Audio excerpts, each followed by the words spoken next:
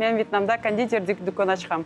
Кош келипсиздер. Бул Асель. Ал 2 жылдан бери Вьетнамдын туристтик Ничанг шаарында жашап келет. Асель бул жерде Мисс Макаронс кондитерлик үйүн ачып, таза сүт азыктарынан жасалган макаронсторду жана таттууларды сатат.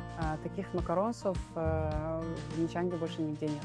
У нас самые правильные макаронсы. Это из миндальной муки, это из белого шоколада, начинки, куда добавляются натуральные ягоды. Аселдин айтымында макаронстун чыныгы даамын чыгарып, бардык стандарттарга жооп бергидей даярдоо оңойго турган эмес. Анткени Вьетнамдагы таттуулардын көбү өсүмдүк каймагынан жасалгандыктан даамы жагынан биз көнгөн накта десерттерден артта калат. Молочка была проблема. То есть мы искали, экспериментировали, что-то было очень супер дорого, что-то было нестабильно. Ты хочешь сделать крем, но ты его взбиваешь, и он у тебя просто не получается.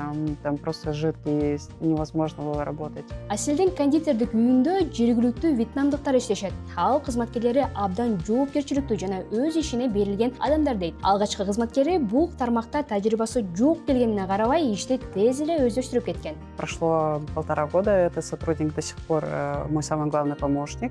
Я его обучила всему, начиная от макаронцев, заканчивая там бисквитов. И далее он уже других сотрудников на вьетнамском языке обучает. Аселдин айтымында анын таттуулары өзгөчө КМШ өлкөлөрүнөн келгендер арасында аябай популярдуу. Анткени көбү өздөрү көнүп калган даамдарды сагынышат. Асель өзүнүн кондитерлик үйүнөн сырткары дагы 15 кафе менен кызматташат. Ал күн сайын ошол жерлерге өзүнүн таттууларын жеткирип турат. В основном наши постоянные гости – это русскоязычные. Россия, Казахстан, Кыргызстан, Узбекистан. Вьетнамцы редко, но есть опять же у нас постоянные гости. Дүйнө жүзүндөгү ушундай каармандар тууралуу дагы көргүңүз келсе, биздин баракчага каттала кетиңиздер.